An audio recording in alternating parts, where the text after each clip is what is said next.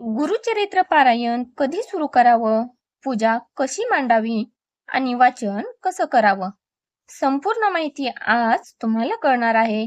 म्हणून हा व्हिडिओ शेवटपर्यंत नक्की पहा. व्हिडिओ आवडल्यास चॅनलला आपल्या नक्की सबस्क्राईब करा. अशीच भक्तिविषयक माहिती तुम्हाला नक्की पाहायला मिळेल.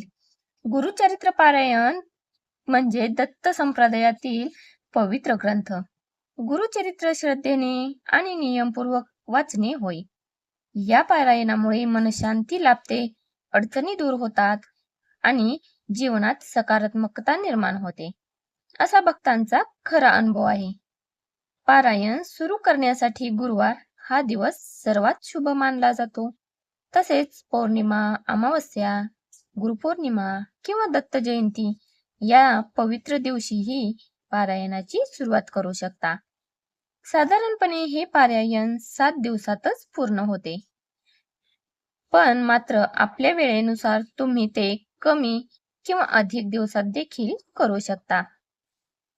पारायण करण्यापूर्वी सकाळी लवकर उठून स्नान करून शक्यतो पांढरे कपडे किंवा हलक्या रंगाचे कपडे परिधान करायचे आहेत. घरात स्वच्छ, शांत आणि पवित्र जागी पाट किंवा चौरंग ठेवून त्यावर स्वच्छ कापड अंथरायचे आहे.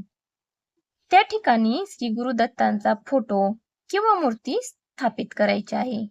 समोर दिवा लावायचा, अगरबत्ती लावायची आणि शांत मनाने प्रार्थना करून पारायणाचा संकल्प करायचा आहे.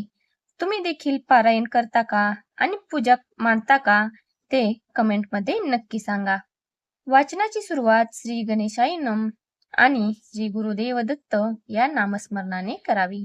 रोज ठराविक अध्याय वाचून 7 दिवसात संपूर्ण ग्रंथ पूर्ण करावा. वाचन मोठ्याने किंवा मनात करू शकता, पण ते समजून आणि भावपूर्वक करणे अत्यंत महत्वाचे आहे. घाई न करता शांतपणे करायचे आहे. सप्ताह पारायण जर करत असाल तर अध्यायांचे वाटप कसे करायचे?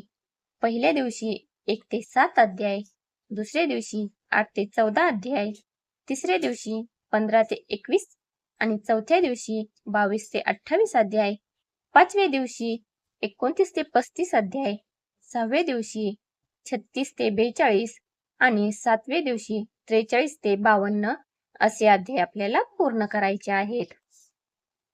पारायण करताना काही नियम पाळणे अत्यंत आवश्यक असते. दररोज स्नान करूनच मग वाचन करावे. सात्विक आहार घ्यावा आणि मांसाहार हा टाळायचा आहे. शक्यतो एकाच वेळेला आणि एकाच ठिकाणी वाचन करावे. राग, वादविवाद आणि नकारात्मक विचार हे आपल्याला टाळायचे आहेत. सुरू केल्यानंतर ते मध्येच सोडायचे नाही. पारायण पूर्ण झाल्यावर गुरूंची आरती करायची आहे, नैवेद्य दाखवायचा, श्री गुरुदेव दत्त या नामाचा जप करायचा आहे.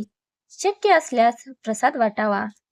या पारायणात सर्वात महत्वाची गोष्ट म्हणजे नियमापेक्षा श्रद्धा आणि मनाची शुद्धता किंवा मनापासून आणि भक्तिभावाने आणि एकाग्रतेने केलेले हे गुरुचरित्र पारायण हे निश्चितच फलदायी ठरू शकते.